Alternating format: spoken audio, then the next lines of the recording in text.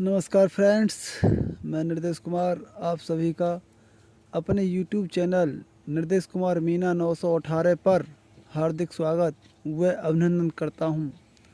तो चलिए दोस्तों, मैं आपके लिए कंपटीशन के मैथ से एज के क्वेश्चन बताने जा रहा हूं, जिसमें ये 13वां क्वेश्चन है। इससे पहले मैंने आपको बता दिए हैं, तो कृपया इसे ध्यानपूर्वक देखिएगा। जैसे इसमें दिया है कि दो बालकों का रेशियो 5:6 है, तो 2 वर्ष बाद यह रेशियो 7:8 हो जाएगा। 12 वर्ष बाद उनकी आयु का अनुपात होगा। ठीक है, ये कह रहा है कि दो बालकों का अनुपात कितना है? 5:6। दो बालकों का अनुपात 5:6 है, तो 2 वर्ष बाद यह अनुपात इतना हो जाएगा। 12 वर्ष बाद उनकी आयु का अनुपात होगा।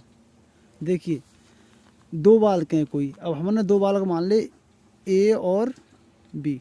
ठीक है, एक बालक है ए और एक बालक है बी। ठीक है, दो बालक मान लिए। अब इन दो बालकों का अनुपात कितना है? 5:6। तो हम लिखेंगे यहाँ पे प्रेजेंट। ठीक, ये प्रेजेंट लिख लिया हमने यहाँ प्रेजेंट। तो देखो, दो बालकों के अनुपात कितने हैं? 5:6। तो दो बालकों का अनुपात 5:6 है। 2 वर्ष बाद यह अनुपात 7:8 हो जाएगा। 12 वर्ष बाद उनकी आयु का अनुपात होगा। तो देखिए, दो बालकों का जो अनुपात है 5:6, ये फिलहाल कौन सा है? ये वर्तमान का अनुपात है। दो बालकों का अनुपात 5:6 है, तो इसका मतलब ये वर्तमान अनुपात है। ठीक है, तो 5:6। अच्छा, अभी क्या कह रहा है? 2 वर्ष बाद यह अनुपात 7:8 हो जाएगा। 2 वर्ष बाद, यानी कि अब प्रेजेंट से 2 वर्ष बाद। 2 वर्ष बाद की बात आ रही है तो नीचे लेके आएंगे। ठीक है, अगर पहले की बात होती तो ऊपर लेकर चलती, बाद की आ रही तो बाद के लिए नीचे। ठीक है, तो 2 वर्ष बाद यह अनुपात कितना हो जाता है?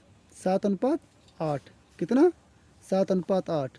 तो 7:8 ये प्रेजेंट का अनुपात है 5:6, और ये 2 साल बाद का अनुपात है 7:8। ठीक है, अच्छा जी, अब ये कह रहा है कि 12 वर्ष बाद उनकी आयु का अनुपात होगा। ठीक है, तो चलो इसे देखेंगे। पहले इसे कर लें। इनमें अंतर कितने का है? इनमें 5 में और 7 में 2 का अंतर है। 5 में 7 में 2 का अंतर, और 6 में 8 में इसमें भी 2 का अंतर। ठीक, लेकिन यहाँ अंतर कितने का है? यहाँ 2 साल का। तो इनका अंतर समान, और इसके सामने ये भी अंतर समान है। ठीक है, तो देखो, हमें तो इनमें से लेना है पहले। तो जौन सा इनका अंतर समान है, किसी एक से जो अंतर ये है इसकी यानी इनके अंतर से हम इसके अंतर की तुलना करते हैं। ठीक है, तो इसका अंतर 2 है, इसका अंतर 2 है, ये अंतर समान होने चाहिए। तो ये 2 है अंतर, ये 2 है।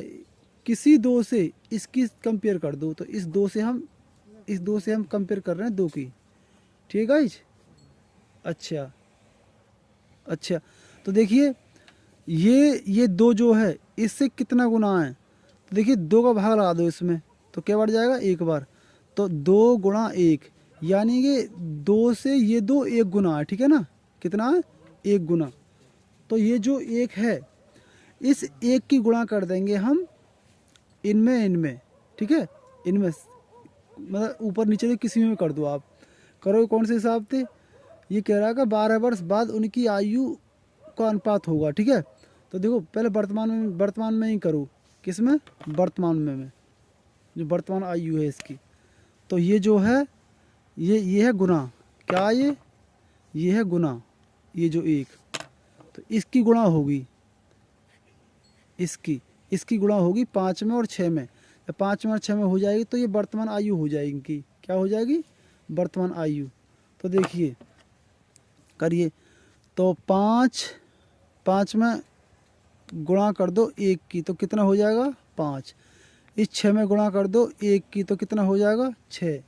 तो यानी कि ए की वर्तमान आयु 5 वर्ष है और बी की वर्तमान आयु 6 वर्ष। ठीक है जी, ठीक।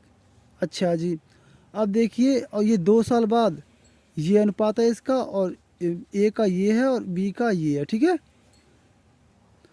अब इस एक की गुणा कर दो इसमें भी, क्यों 12 साल बाद की बात कर रहा है ना, तो इसमें भी हमें जो 2 साल बाद की उम्र है इसमें भी करनी पड़ेगी हमारे लिए।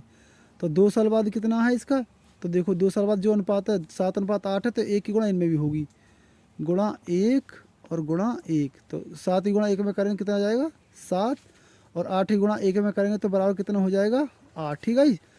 तो ये कहने का मतलब ये है कि ए बी की वर्तमान आयु तो 5, ये ए की वर्तमान आयु 5 और ये बी की वर्तमान आयु है। अच्छा, ए की 2 साल बाद की 2 साल बाद की आयु है, यानी वर्तमान से 2 साल बाद की आयु है 7 वर्ष, और ए की और बी की वर्तमान से 2 साल बाद की है 8 वर्ष, ठीक है जी। इसकी 7 है, इसकी 8 है, तो ये 2 साल बाद की है। अब क्वेश्चन में क्या कह रहा है कि 12 वर्ष बाद उनकी आयु का अनुपात होगा। तो देखिए वर्तमान से 2 साल बाद की आयु का अनुपात कितना है 7:8 है फिलहाल, ठीक है। कितना है 7:8, ठीक है। इसकी 7 है तो इसकी 8 है, ठीक है जी। तो 7:8 है भी तो 2 साल बाद, लेकिन वो कह रहा है 12 वर्ष बाद, तो यानी कि 12 वर्ष बाद इस वर्तमान से लेकर चलेंगे हम, वर्तमान से 2 साल बाद की आयु का अनुपात है 7:8 हो गया, ठीक है ना, क्योंकि जो एक की गुणा कर दिया हमने इनमें और इनमें, तो 7 एकन 7, 8 एकन 8, तो अब 2 साल बाद इनकी आयु इतनी है 7 8, इसकी 7 वर्ष है, इसकी 8 वर्ष है, ठीक है जी। अच्छा, अब ये कह रहा है कि भाई 12 वर्ष बाद उनकी आयु का अनुपात क्या होगा, अनुपात बताओ, अनुपात कौन सा, क्या अनुपात होगा 12 साल बाद। तो वर्तमान से 2 साल बाद की आयु का अनुपात तो 7:8, ठीक है। 7:8 मान लो भाई, 7 वर्ष ये 8 ये अनुपात मानो, ठीक है, 7:8 हो गया। लेकिन 12 वर्ष बाद की पूछ रहा, तो देखो वर्तमान से 2 साल बाद की है ये, लेकिन वो पूछ रहा वर्तमान से 12 वर्ष बाद, ये 12 वर्ष बाद की बात कर रहा, तो इसका मतलब ये है कि वर्तमान से 12 वर्ष बाद, ठीक है, वर्तमान से। तो वर्तमान से 2 की तो ये होगी, ठीक है, 7 8। अब वर्तमान से पूछ रहा 12 की, ठीक है, तो 2 की तो ये दे रखी है, अब पूछ रहा है वो 12 की, तो 2 की दे रखी है, तो ये 2 कम हो जाएगा 12 में से, तो बोल देंगे हम फिर, तो ठीक है। अब ये यहाँ से 2 साल का तो ये दे रखा है भाई 7 8, लेकिन पूछ रहा 12 है कि तो 2 कम हो जाएंगी ये, तो फिर लेकर चलेंगे हम 10 वर्ष का, यानी कि वर्तमान से 10 वर्ष का लेकर चलेंगे कि वर्तमान से 10 वर्ष बाद इनकी आयु का अनुपात कितना है। तो वर्तमान से 10 लेके चलेंगे, 2 तो दे रखा है, यानी टोटल 12 होना चाहिए, तो 2 का तो ये दे रखा है, अब 10 का और करना हमारे लिए, यानी टोटल वर्तमान से 12 साल बाद अनुपात होना चाहिए, तो 2 साल बाद का तो ये है। अब 12 साल के लिए 12 में से 2 कम हो जाएंगे, क्योंकि 2 साल का दे रखा है, तो 2 कम हो करके बचेंगे 10, तो फिर बोलेंगे कि वर्तमान से 10 साल बाद का अनुपात। तो जब बाद की बात आवे तो जितनी साल बाद की बात करेंगे वो जुड़ जाएंगी, तो फिलहाल इससे वर्तमान से 2 साल बाद का तो ये दे रखा है, ठीक है। फिर इससे यानी इसी से हम ध्यान देना, इसी से हम 10 साल और ले लेंगे, तो वर्तमान से ये 2 और 10 कितना हो जाएगा 12 साल बाद हो जाएगा, ठीक है भाई। 2 का तो ये दे रखा है, इससे हम 12 करने के लिए 10 और लेकर चलेंगे 10 साल बाद, तो इससे 10 साल बाद कितना हो जाएगा 10 7 तो ये दे रखा है, और 10 ये 17 अनुपात 8 है, ये इसका भी 10 ही लेकर चलेंगे 10 साल बाद, ये अवश्य 2 साल का वर्तमान से 2 साल का ये दे रखा है 7 8, फिर इससे 10 साल बाद लेकर चलेंगे हम, क्योंकि टोटल 12 होना चाहिए, तो 2 और 10 12 हो जाएगा, तो 10 साल बाद और लो, तो 7 और 10 17, ठीक है जी। और 8 के बाद फिर 10 साल बाद लेकर चलो, तो 8 और 10 कितना हो जाएगा 18, कितना 18, ठीक है जी। तो 17:18 हो जाएगा, तो इसके लिए हम बोल देंगे, इसके लिए हम लिख सकते हैं 17/18, और ये आपका क्या हो जाएगा आंसर, ठीक है जी, ये आपका आंसर हो जाएगा, ठीक। और इसमें क्या है देखो, यहीं से भी आया था, ये मैंने आपके लिए न गहराई से बताया है कि यहाँ से अगर यहीं से चाहता है 2 साल बाद का, तो 2 साल बाद का अनुपात है ये 7:8, ठीक है, 7:8 जो है।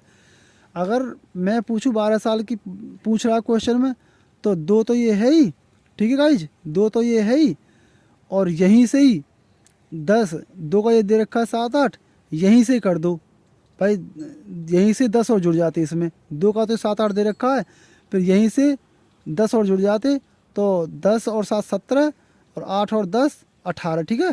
तो यहीं से 18 हो जाता, यहीं से ये करने की ज़रूरत ना पड़ती।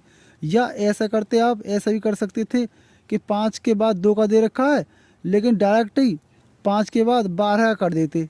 5 के बाद 2 का दे रखा है और 5 के बाद 12 कर देते, तो 5 और 12 17 हो जाते। यहाँ यहाँ भी यहाँ भी क्या, 6 6, यानी कि 6 और 12 18 हो जाता, ठीक है। अगर यहाँ 6 से लेकर चलते हम तो 12 18 हो जाता, ये दो दो उसी में जुड़ जाता। फिर डायरेक्ट ही 5 और 12 17 लेकर चलते, फिर 5 और 12 यहीं से 12 कर लो 17, और यहाँ 6 और 12 18। मैंने गहराई से इसलिए बताया कि ताकि समझ में आ जाए, ये नहीं कि फुलक फुलक बता दी और जड़ जड़ छोड़ दी, पढ़ने में ऐसे आनंद नहीं आता है, ठीक है गाइज। तो आई होप कि आपको ये सवाल समझ में आ गया होगा, और मैं आशा करता हूँ अच्छी तरह से समझ लिया होगा।